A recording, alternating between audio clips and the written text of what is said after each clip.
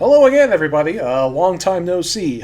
um, so instead of, it turns out that we are getting right into another series of flashes pretty soon. So I took a break, went to the bathroom, got some more water, and we're just going to continue on with this conversation between Terzi and Dave. And then after that, there will be another series of flashes.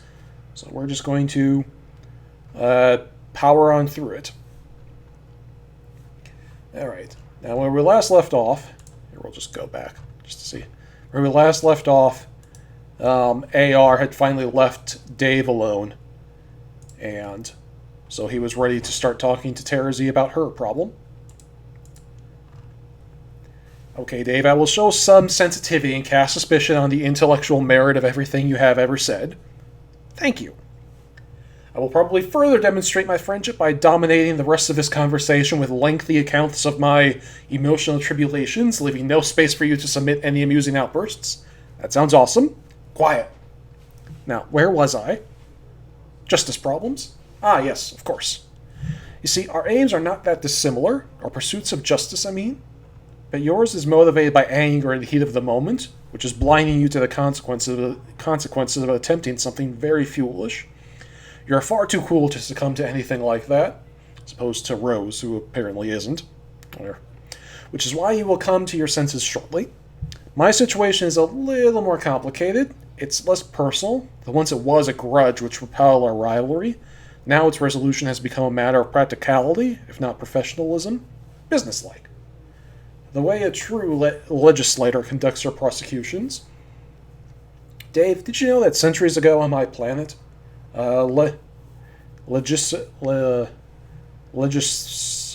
legislators were not confined to stuffy court blocks arguing cases before His Honorable Tyranny? Oh shit, are you fucking serious? Yes. Also, shush. I know you're assessing me due to my use of terms unfamiliar to humans, but it's true. They were deployed throughout the galaxy to apprehend criminals by any means necessary. No, I got that they're like your alien death lawyers, who are sort of like bounty hunters in olden times. Pretty simple to decipher through context. I thought I told you to be quiet. I'm monologuing here. You sly dog, you caught me monologuing. Anyway, they could not rest until their suspect was in custody. One way or another, they would gather evidence over the course of the investigation, compiling a case to be presented at the trial, should one be held before the final submission of the guilty corpse to judicial authorities. Personal feelings in Videz did not matter, nor did even the nature of the crime. Only justice did. They were selected for their cunning and martial prowess, for their ability to understand the minds of the criminals they sought. This is why the burden has to be mine, I think. I am the only one who knows how to handle her. As such, she is my responsibility. Shh. Okay, I can't even make little interrogative quips to grease the wheels of your monologue. Oh, yes, that's okay. In fact, it's very helpful. Who do you think? And we get to this again, which I am still not allowed to actually look at, because I still do not know the password. So here's an honest question. Were all these links to this page, were they retconned in as well? Because we've been seeing these for literally years now at this point. I think a little over a year ago in real world time is the first time we saw a link to this page. Like back in Terzi's introduction during Hivebent.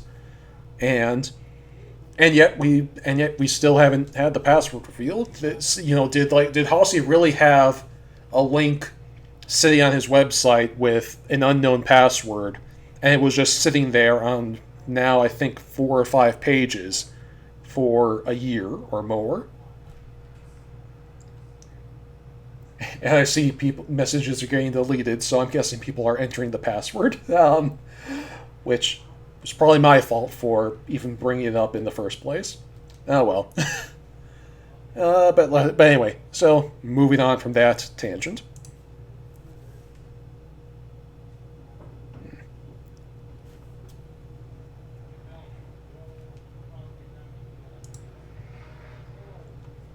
Spider Troll.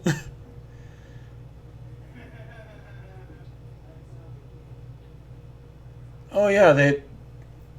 Oh yeah, I suppose they did find a bunch of Vriska's stuff. Did like they? Oh yeah, Gamzu was in Vriska's room when that happened. See, that's something I didn't even pick up on. But yeah, he did find her. Her Nicolas Cage towel. So maybe that was in her room. It wasn't as bad as telling you the password. They weren't that naughty. um, but yeah, I suppose. Yeah, I think that was in Vriska's room where Gamgee ended up killing the Peta and Equus. Spider Troll. You're correct. The spideriest one of all. You've decided to take her down then? I guess so. You don't sound that psyched up about it. Well, I'm here talking to you about it instead of actually doing it, aren't I? Are you feeling guilty? Like second-guessing whether she deserves it? Not exactly. Hasn't she done enough terrible shit to warrant legislation? That is not a thing. But yes, the case against her is overwhelming. More than you even know. She's completely out of control now. She has murdered at least one of my good friends, and possibly several others. I'm not sure yet. The circumstances are a little fishy, but my investigation is ongoing. I mean, Tavros she's guilty as shit over, but the rest of them not so much. Additionally, I have discovered she is complicit in Jack's rise to power, which I first learned when I first learned he came from your session. I mistakenly blamed you all, and took it out on a hapless Egbert. But if anyone is to pay for releasing that demon on both of our groups, it's her. Are you sure about that? Yes. And she knows I know. She's been taunting me, trying to stir up our old rivalry. That is what this whole John versus Dave thing has been about. There is no John versus Dave thing. I know, not really. It's just a game. The game is serious business to her, like it was during our role-playing days, and just like then, she ruined everything by taking it too far. In spite of all her past crimes, they are not even the most important reasons to stop her. She's decided to fight Jack herself, which is an extremely dangerous and stupid thing to do. Sound familiar, Dave? Are you going to stop me too, then? Hunt me down and lawyer eviscerate me for my own good? No. I'll just let you try to reach the God tier and then decide for yourself. Are you saying that I won't make God tier, or I won't be strong enough to do it? Objection! We are talking about you again. I motion that all Dave-centric testimony be stricken from the record. Lay motion overruled. The judge wants to see where this is going. No, he doesn't. You know perfectly well he doesn't give a shit. He will clear this court block if he does not have order. He swears to Jigus. Okay, fine. We can keep obsessing over your fucked up Kiesmeister if you want. It's not like that. Do you think she stands a chance against him? No. What's the big deal? Why not let her go get her shit ruined by Jack and let justice happen that way? Because I'm quite sure that if she goes to find him, it will tip him off to our location in the Vale. I've seen it already. That is why this is no simple vendetta. Bringing her to justice is critical to our survival. So why don't you go do it? Because I'm not sure if I can. You mean you can't beat her in a fight? No, it's not that. It's just that when the time comes, I'm not sure I'll be able to kill her. I thought trolls were all about gratuitous murdering. Yes, it's true. We are supposed to revel in bloodshed as we grow up, and she seems to be embracing her rite of passage with reckless abandon, as I would expect. Grabbing the bull by the horn, so to speak. It's a little intimidating, because I'm not sure if I'm ready for that, which I guess is normal. Are you asking me to reassure you about that because I seriously don't have a clue? Yeah, me neither, to be honest. It's okay, Dave. I'm still monologuing, I guess. I'm not so much worried about being ready as I am that I might actually not want to be ready. Maybe ever. Maybe there's something wrong with me. I don't understand. You were insane kinds of apeshit over the Macrobees stuff. Macabre stuff. Like being all cutesy with executions and smiling cherry blood and things contrived to get a guy feeling vaguely uncomfortable. Was that all an act? You might be hearing some fireworks in the background now. It's the day before 4th of July, and we are in America, and it is now night. Fireworks are going to happen, and I have windows open because, again, it's July. So, enjoy the sound of fireworks in the background, everybody. Not an act, just fun. I like fun, Dave. I also like games. Don't you like fun and games? Of course the fuck not. Liar. Didn't you say you've killed people before? There's a big difference between manipulating people to their doom with trickery and killing someone by your own hand. It's a bit like having to face your own death and discovering the difference between leaving this responsibility to someone else and doing the dirty work yourself. Maybe you'll understand one day. Winky face.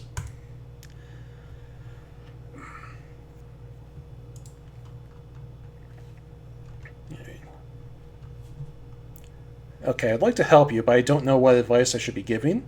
To a member of a murderous species who's gun shy on going off to justice murder a murder-happy murderer who's done a lot of murders.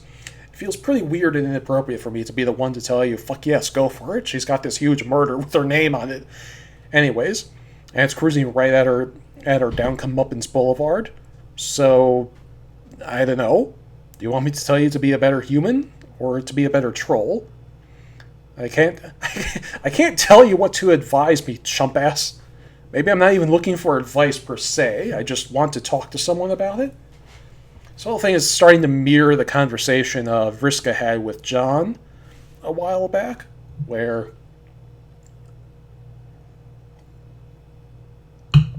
like once again you have a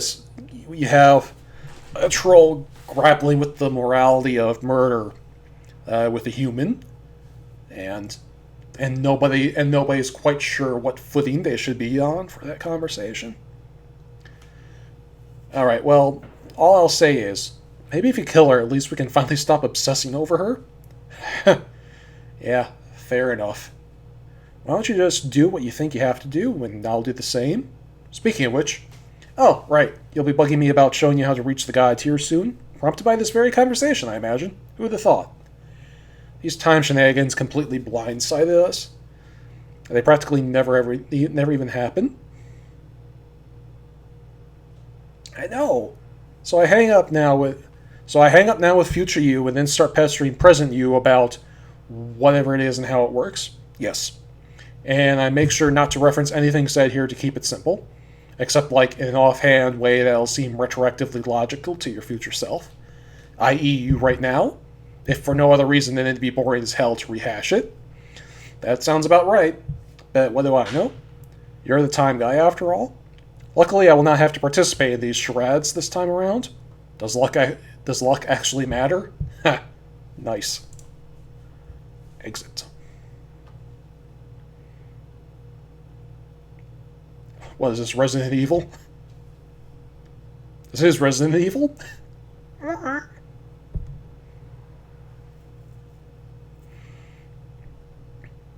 End of year 2.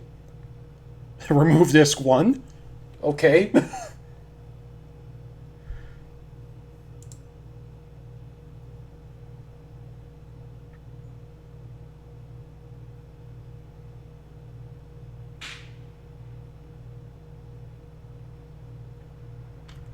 Sure.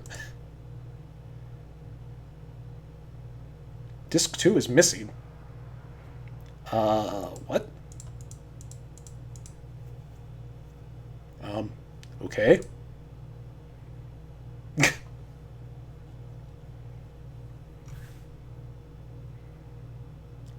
Hmm?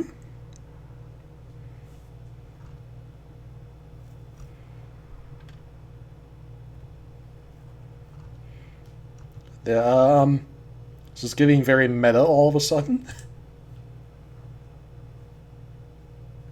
You have no idea what the hell this thing is, or why you would need another disc. You just captchalogue it and proceed. There is justice to be done. You are running out of time. So this whole story has been a CD that Terezi had? And she's missing disc 2? Okay.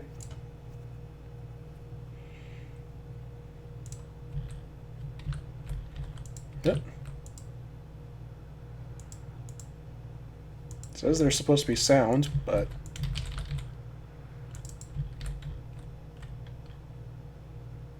hello? There's supposed to be controls. Controls are not working if there are. There's also no sound. Whoop. You cannot control Terezi. How can you possibly expect to play this game when you have lost the game disc? All I can do is watch what she decides to do.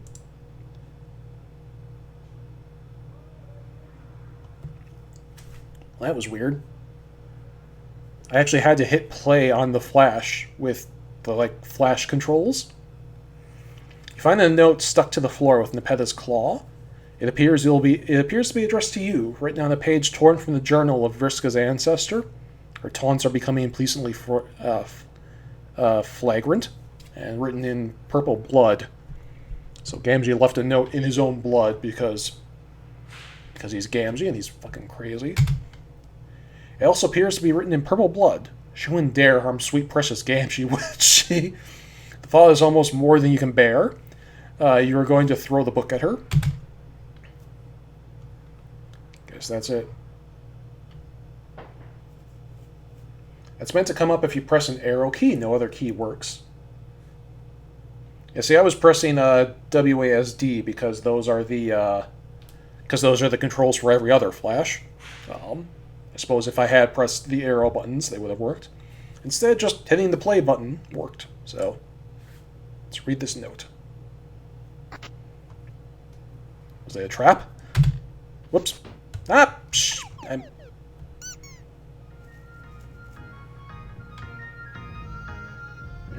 missed it. I pressed spacebar when I wasn't clicking on the thing. It's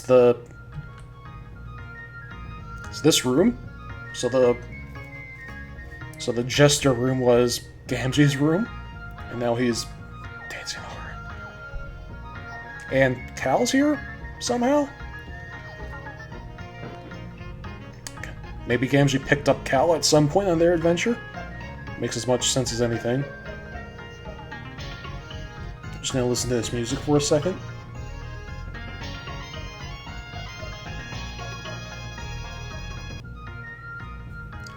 Kinda like this music, it's cheery.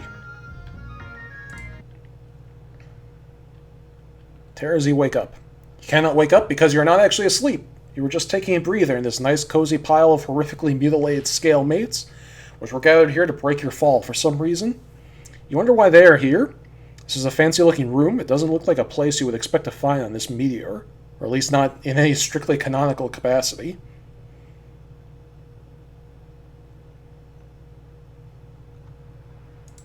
Examine surroundings. What? Well, now Gamgee's doing the bro thing where he just speeds around doing... Wait.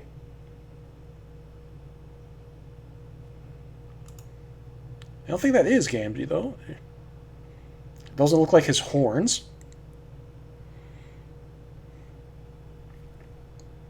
This dapper Kiwi-suited gentleman is quite familiar. You're almost positive he made an appearance in this very crowded dream you had recently. Where did he go? Something in this room smells funny and fast. Yeah, I don't... Is there a way to pause the...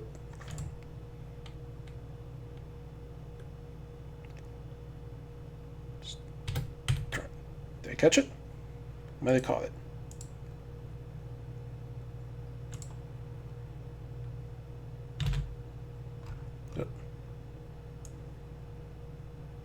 I just got the blur.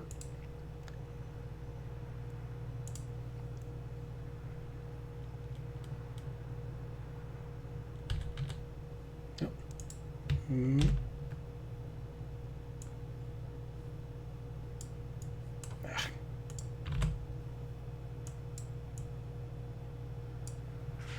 Yeah, it gets too blurry, but okay, I'm gonna stop this, but that doesn't look like, those don't look like Gamgee's horns. I'm not sure that's him.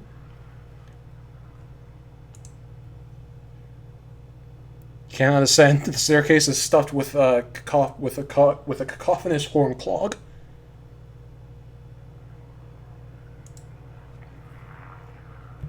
The door is locked. You will need either a key or to break it down with force. You need to achieve an especially heightened state of determination to pull that off, though. Not too much. Well, maybe with enough determination you could reload and not fall for that trap.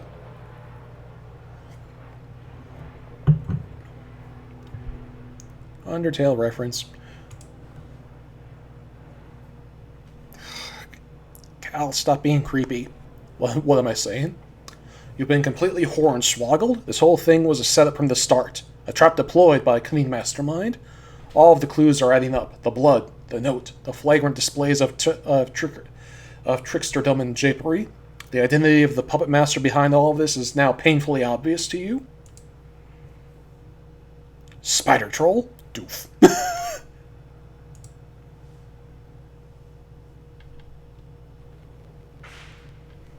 You select appropriate crime-solving music to set the mood. With this kind of atmosphere, it's highly unlikely that any crime could stay unsolved for long.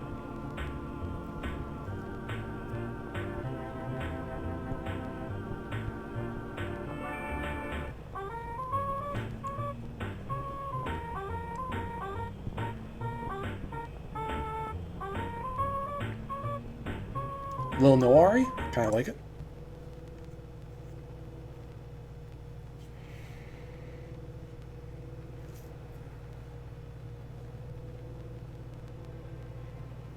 This one's really quiet.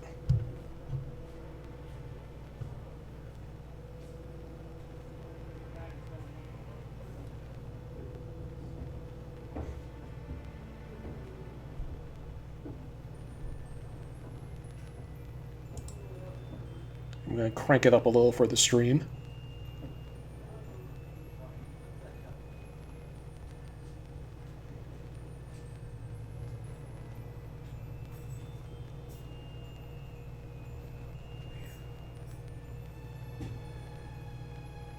This one's very ominous. I think that's the end of it. Rumble at the Rink I'm familiar with. It's the same one.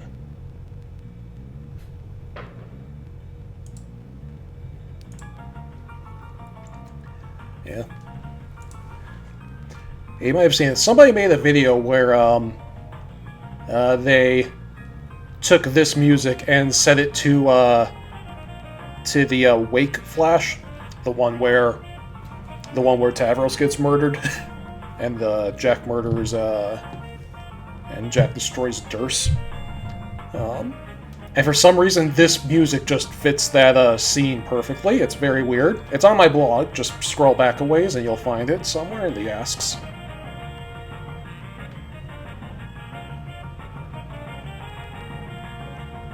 But yeah, it was part of an ask. So if you go for like the tag asks, that's where it's at. Unlabeled record.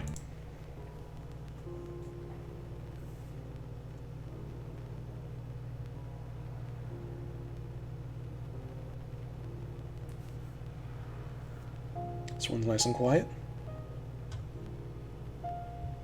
Much more somber.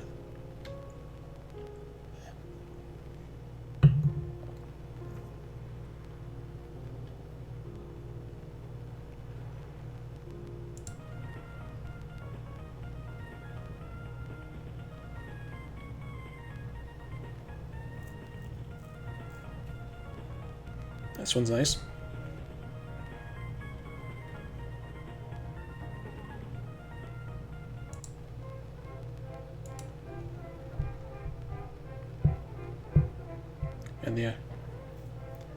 And the original I'm a Member of the Midnight Crew. 100-year-old song right here. Yeah, this is the original song. Here, I'll crank up the volume a bit.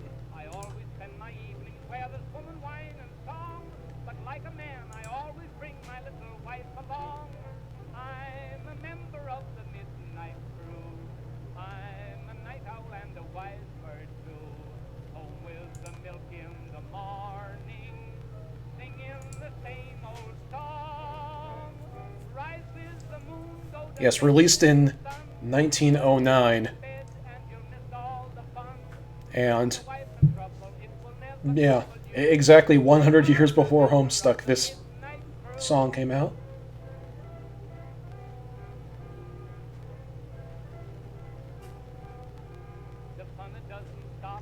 The funniest thing about this song was like, I kind of expected from the title that it would be like a kind of creepy song in some way, if that makes sense. Because there are plenty of songs like that where, like, when you stop and listen to the lyrics, it's actually, like, a really freaky song. Like Maxwell Silverhammer is just straight up a song about a kid killing people with a hammer.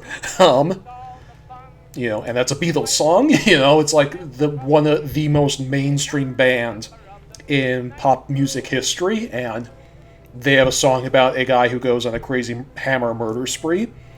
And I expected Midnight Crew to be like that, to be a kind of creepy song about, like, I don't know, like a Jack the Ripper type character or something. And no, it's just a song about a guy who stays up really late. And so I find that funny. But if we are looking for music appropriate for solving crimes, I believe Troll Cops is our thing. I think I'm just going to leave that in the background because being here completely silent has been getting a little dreary. Remove the Midnight Crew record. No, this vaudevillian cornball nonsense will not do it all. The mood is just not right for figuring out crimes. Put the record back in its sleeve.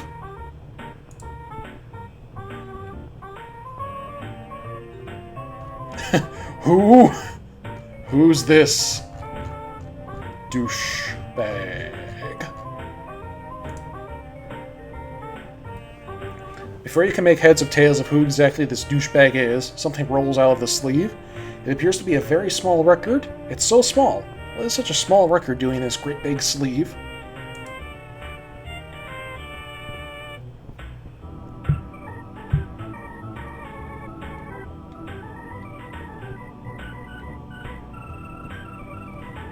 You got Homestuck Disc 2.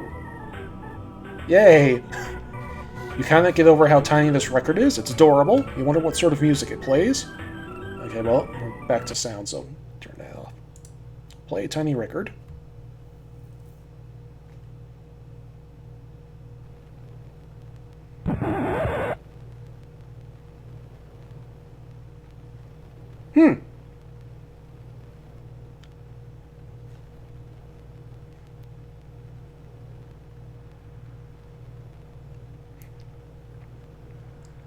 Did she just initiate a scratch in her own timeline?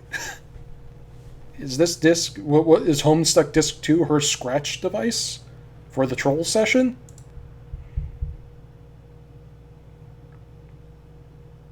Predictably, you scratch the surface of the disc. What were you expecting? It's almost like you don't even know what a CD is. With the disc damaged, who knows what sort of effects it'll have on the data? Better store it somewhere safe to prevent any more mishaps.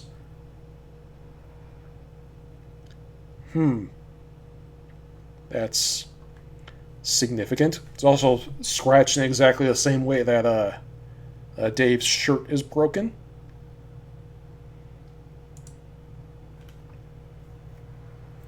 Should be perfectly safe from any similar kinds of damage while secured in your scratch and sniff modus.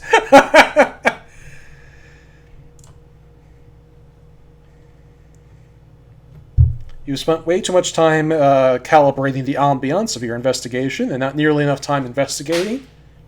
It is one of the most common pitfalls to being an investigator, aside from literal pitfalls, which you actually fall into. There are 2 chests in this secret room. Nothing out of the ordinary. Chests are everywhere in this lab, and people find it all too tempting to sneak their personal belongings into them for safekeeping. That is until the goods are stolen shortly after by those who can't resist looting every chest they encounter, which is everybody. Maybe these ones contain clues.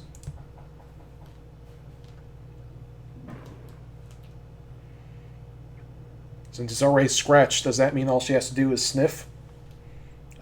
Probably. I guess so. Makes sense. You got your neophyte red glare role-playing outfit. What is this doing here? You've not worn it since your flarping days. The only part of it you kept on hand was the stylish pair of glasses, which of course, since the incident, has managed to become a regular accessory. But you cannot imagine how anyone could have gotten their hands on the rest of it. Surely a crafty and resourceful criminal is at work. Spider troll, spider troll, spider troll. We actually did see her wearing this during Alternia Bound. And I seem to remember that, like, the little segment of Alternia Bound where she was wearing her cosplay outfit was like set in the future, so I guess that was sometime after this scene. Very nice. You don the garb of the legendary Legilacerator. It brings back memories of many successful fantasy prosecutions, resulting in the real executions of rival players. Those were the days. Another chest.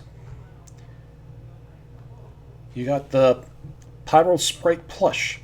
Pyro Sprite was your scalemate sidekick during your campaigns. He was a model of loyalty, friendship, and righteous retribution. More than could be said for another partner in justice. There was no doubt about it anymore. She is clearly baiting you into confrontation. You mean baiting? I like that.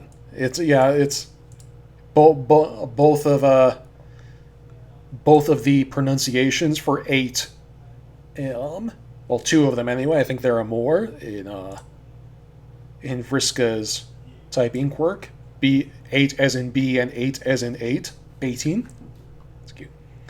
So Pyro Sprite, I'm guessing based on the color that Pyro Sprite is based on Red Glare, like the original Red Glare. Pyro Sprite is probably based on Red Glare's Lucius from when she was alive centuries ago. Squeak! You embrace your old friend, releasing a mighty and majestic squeak. It has been too long, old friend. You vow never to let him out of your scent again. Okay, well, and now something bad's gonna happen. Ah! Curses, foiled again. Honk. This puppet is becoming a nuisance. It appears to exhibit the same incredible puppet fastness properties which Dave's had. Must be some form of universal puppet enchantment. It couldn't possibly be the same one, because that would just be insane. Yes, it would be insane. Hey, where did Pyro Sprite go? Up there. There he is. How did he get all the way up there? He has always been quite the slippery scallywag. Maybe he was reminding you to check out the note. You almost forgot it was up there. Well, with all your furious investigating, most of which has involved fooling around with the records, hugging plush toys, and cosplaying as childhood heroine.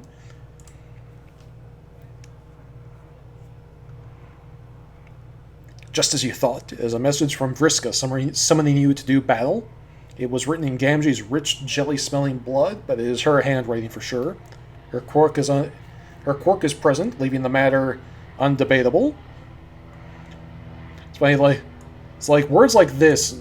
Somehow Vriska has avoided the really 8 heavy words. You know, like I can't think of a time when Vriska has had a word with this many 8s in it just naturally. Like, there are the times where she gets stressed out and starts throwing extraneous 8s into her speech. But like, she hasn't used a word like undebatable, which has 3 8s just naturally. But why the hell does she want you to bring this stupid puppet along? She's so weird. There's a journal entry on the back. It probably isn't the slightest bit relevant to the current situation, but you guess it couldn't hurt to read it anyway.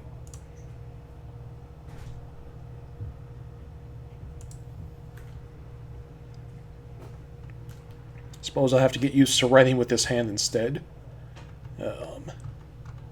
I do so in captivity, while I bring my awe to bear on the immensity of the subjudicator's hijinks.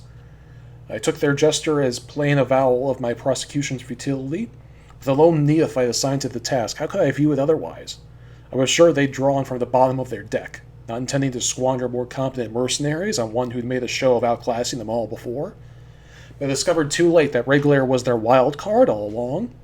How is one allowed to be raised by a dragon in this era, let alone one of such middling blood? The sickly hue of a gutless civil servant. Those of her caste are typically pleased to mount a sluggish colorator,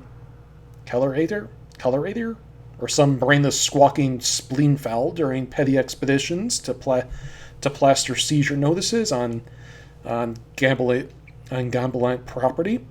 By what fluke was this woman granted such a weapon, permitted her to luxuriate in these delusions of righteousness? Something blocked the light of the unbitten moon, treating the harbor to darkness more grim than what fell at this season's apogee. I made the mistake of looking into its eyes, each like a sun concentrated into a small jewel, as two hot garnets seared through a black veil. I shut mine quickly, but the more sensitive of them was burned irreparably. When I regained sight in the other, there was only red. My fleet was in flames. The neophyte was on deck. Pale sprite, she mentioned through her ridiculous forced grin. She wanted me to know the name of the beast, which was able to consume my Lucius whole. My dice were in the hold below. Not that my present luck would consent a favorable roll anyway. I made a move for my blade. She took my arm, which I'm sure she kept as the tiniest of snacks for her ostentatious custodian. Maybe she meant to prove she wouldn't need me in irons to have my submission. Bound or free, 2, 1, or none. I wonder how well she knows it's not what I do with my arm she has to fear. I await my trial. So hey, I was right about that I was right about the Lucius. So yeah, it's like I said.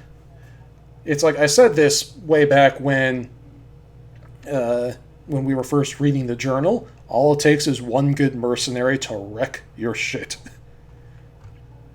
And and of course, paralleling Vriska's story, Redglare managed to take an arm and 1/7 eyes away from Mindfang. Okay. Insert disc 2.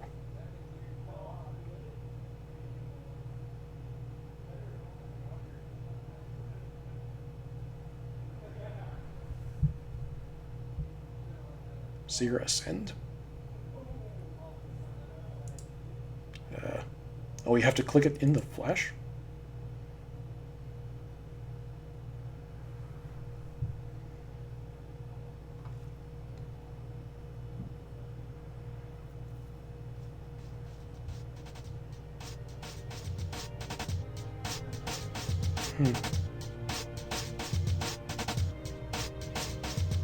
This music's familiar.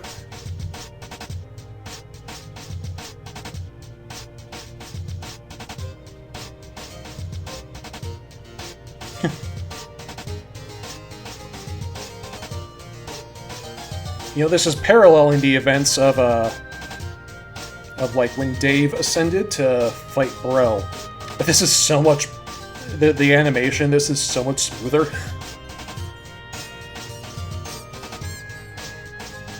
I heard those squeaks.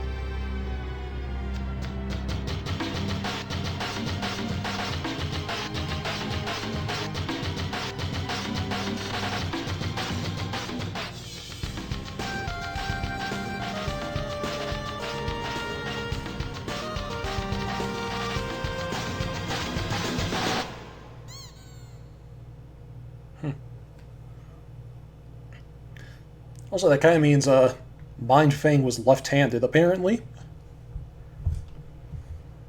Since she complained about having to write with the other one. I can't stop it. Yeah. So I'm a bit surprised that it really was Vriska leaving the note. So I don't know what. I guess before she goes off to face Jack, she wants to clear the air of everything else first. Okay. Yeah.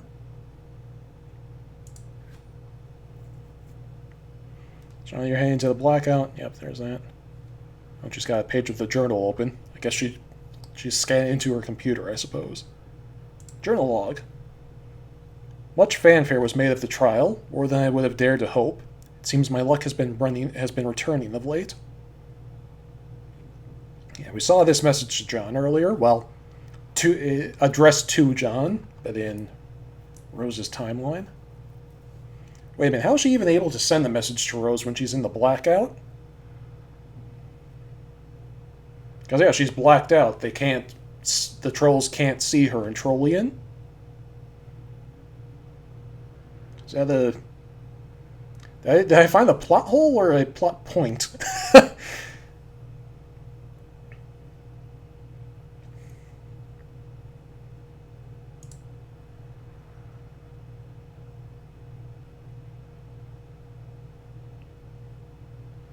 Okay, this looks like the trial. The Highbloods surely intended to make a spectacle of my conviction. They filled the court block with peasants ravenous for the comeuppance of a blue blood. I wasn't about to deny them what they came for. They can't see her for the blackout, but they can still message her? Okay. Yeah, that makes sense, I guess.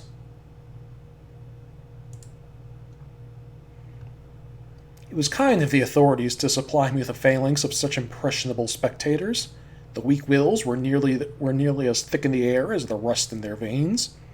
Funny how my other senses seem to have peaked since exchanging glances with the dragon, when an extraordinary specimen. Now, how I've come to covet the creature since it ruined my fleet. I know too well the whispers of a dangerous new infatuation when they beckon. But I digress. Oh, I see what's going to happen. She's gonna daisy chain her powers again, like what Vriska did. She's gonna find Tavros's ancestor and take over Reglar's Lucius that way. It was simple enough to nudge the hostility of the lowbloods from one aristocrat to another. The subjugulators would not have been pleased, but nor could they have been altogether unamused, I would expect. I wonder if this was part of their unfathomable game. I will never understand their riddles.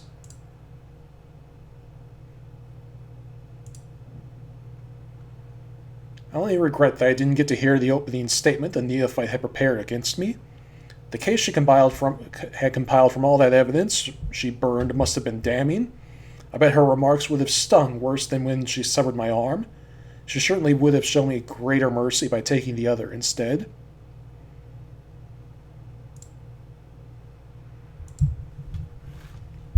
Alas, I mock to the skies the extent of my regret.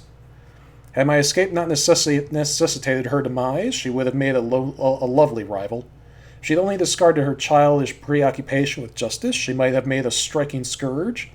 Had we inched blacker, we might have torn red miles across the land and sea. Unfortunately, the only miles to be found through her bureaucratic calling were those of red tape. When so ensnared, one is eventually bound to be choked. With the court block cleared, all that remained but to obstruct my freedom was his honorable tyranny himself.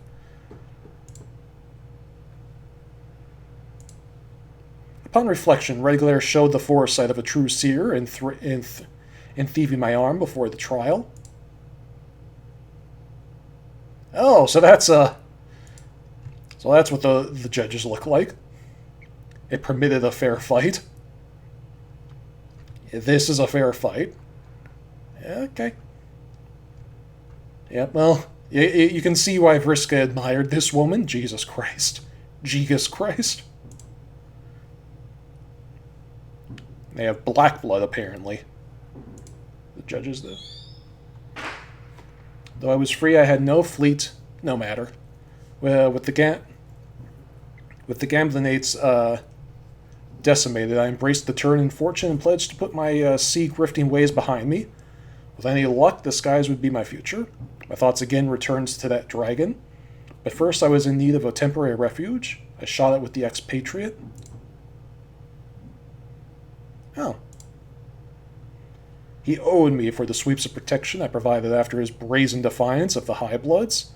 It was perhaps the only such courageous stand ever taken against a superior by one of his superlative pedigree, and I had not bothered sticking my neck out for another. But the admiration he'd won naturally wore thin as he persistently bemoaned his treason and banishment, and I was saddened to find his habit holding strong even now. I wonder if he still believes she was worth it. Aw, he gave up everything for whoever Nepeta's ancestor is named. Repairing my arm would go a little further in squaring his debt with me. Wait a minute, is expatriate 8 letters long?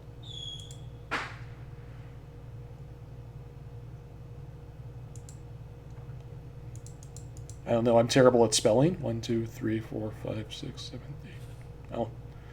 Yeah, well, it's 8 letters long the way she spells it.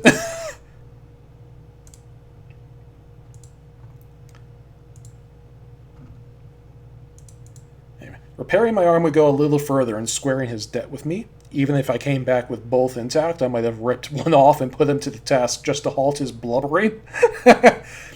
Darklear was always a skilled machinist, and the work proved an inadequate distraction. So pacified, he listened to what I had to say about my recent travails with the law and Pyrosprite, and what I'd came for in truth, the treasure he'd been keeping safe for me.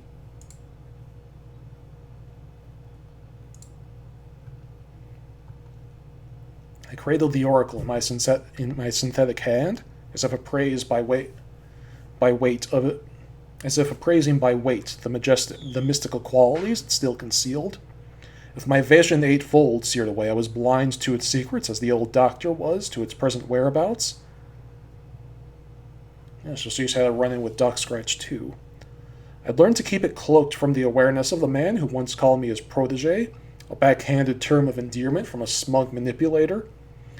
Locating his so-called dark pockets was the only gambit I had encountering his milk-tongued doublespeak. The expatriate, for indiscernible reasons, seemed naturally surrounded by such a void in the doctor's awareness, and so was uniquely fit to inherit the orb. The doctor could not see his treasure, nor I into it. I considered what to do with it for a while.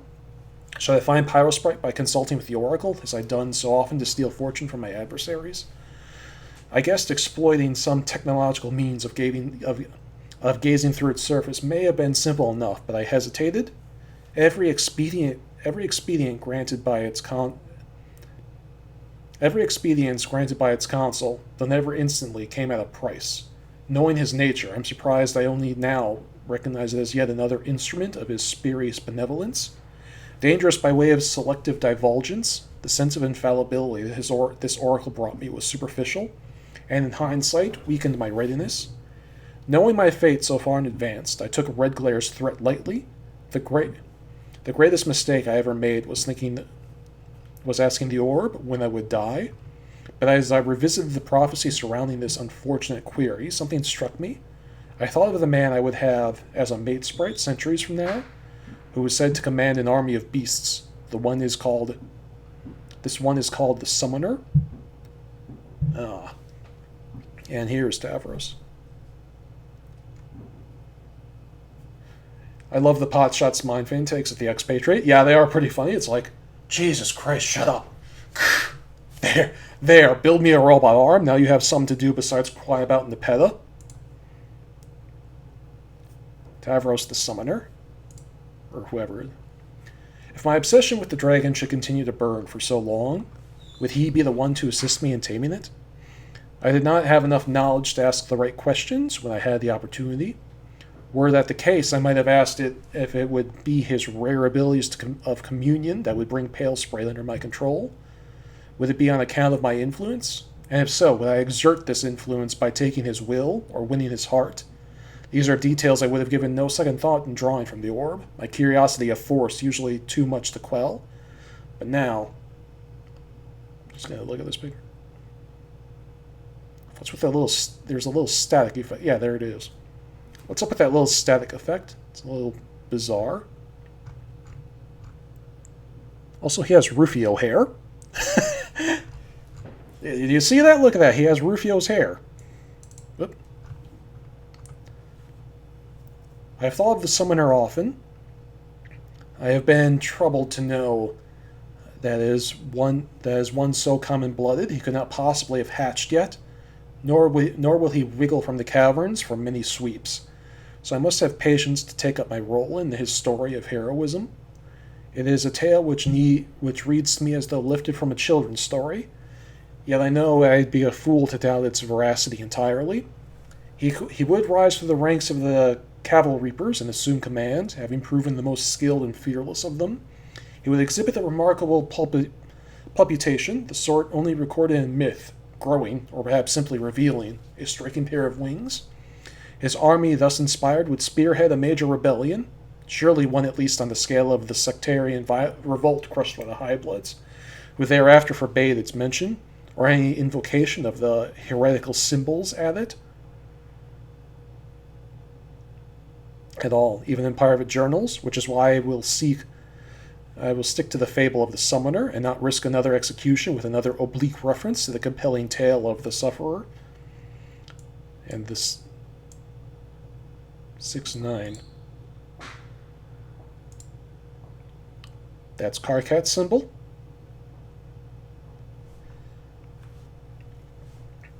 So Karkat's, family, clan, bloodline, whatever, rebelled in ancient times. Okay, so that's interesting. Resolution to the Summoner's Mutiny is foggy, as I only understand what has been related to me through the brief answers I thought to solicit. Ultimately, the ire of the continents would be such that in the settling dust of the conflict, she would banish all from the homeworld except the young. She would scatter all who reached maturity to the stars to fight her wars, I presume to keep them occupied, existing in a less centralized state from which such a coup may arise. This is still an incredible notion for me to consider, and I cannot imagine how she would have come to enforce such an upheaval in her civilization.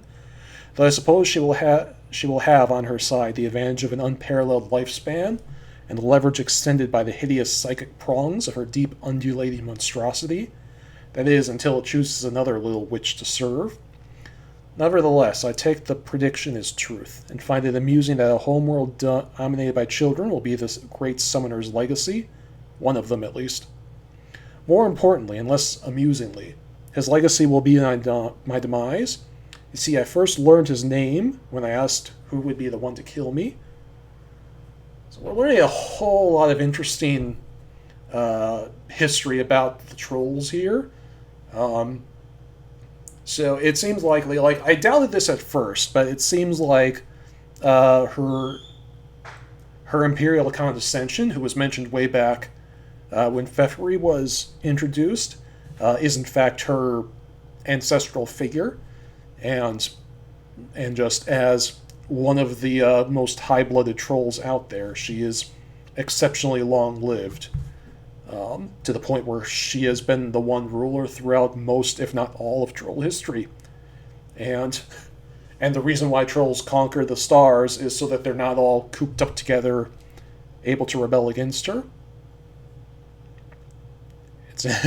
That's one way to quell a rebellion, I suppose. Conquer other worlds. Hey, don't conquer me, conquer that guy over there, on that planet.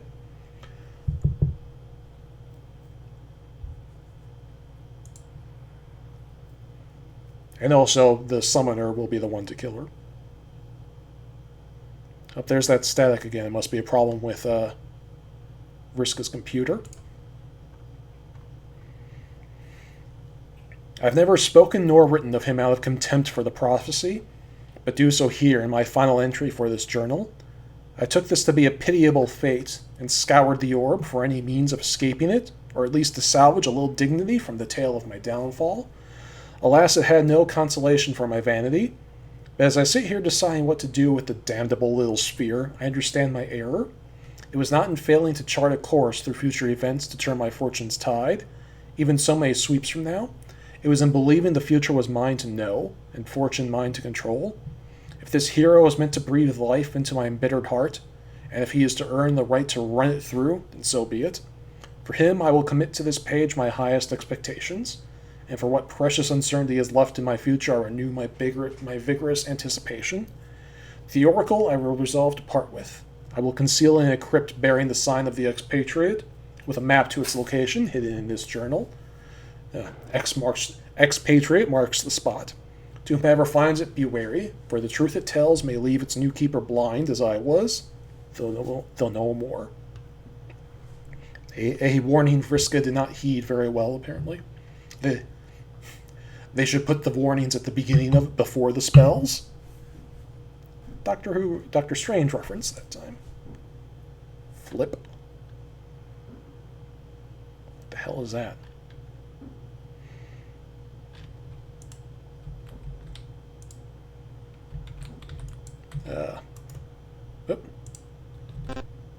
Objection. Oh yeah, it's because it's the disc is scratched.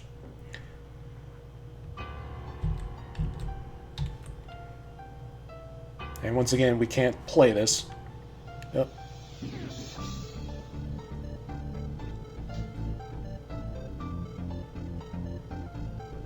And the dead bodies.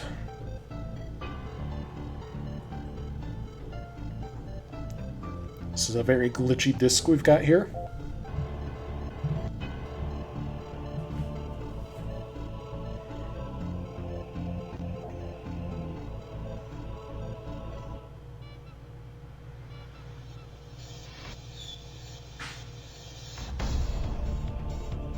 Hey, Wriggler, nice outfit. Same to you, Mindfang. I mean, Vriska. As much as it pains me to admit your fruity orange fursuit smells delicious. Thanks, I see you finally wised up and started taking this rivalry seriously. It's hard to antagonize you properly or refuse to play along. Sign character with serious business, Prescott. Brought my deadly cane sword and my cool coin and everything. Yes, I can see that. You've come for revenge. I thought you all settled this a long time ago. Revenge justice. The despicable murders of innocent friends. Murders? Like, plural? Darrell's Nepeta, even Gamzee? I mean, really, Vriska, Gamzee? Gamzee isn't dead, you dope.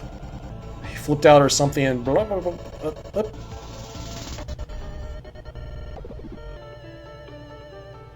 Oh yeah, okay, there was, like, one murder I was responsible for. You know, Tavros, that was me, I guess.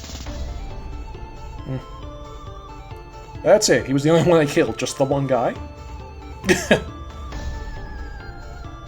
Triple facepalm combo.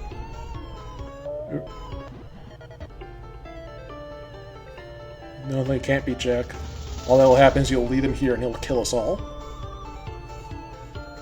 Follow your sugary pixel trail with his keen canine snout. I've already seen this consequence in my mind's eye.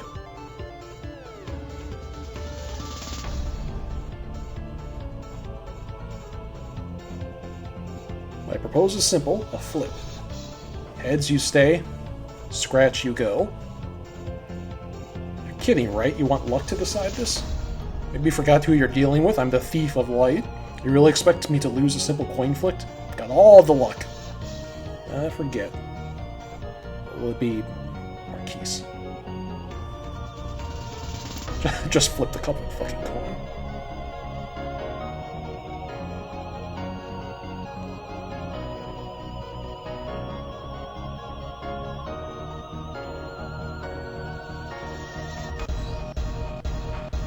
Fucking course. What even counts as a lucky result in this case? I only killed one guy, yeah.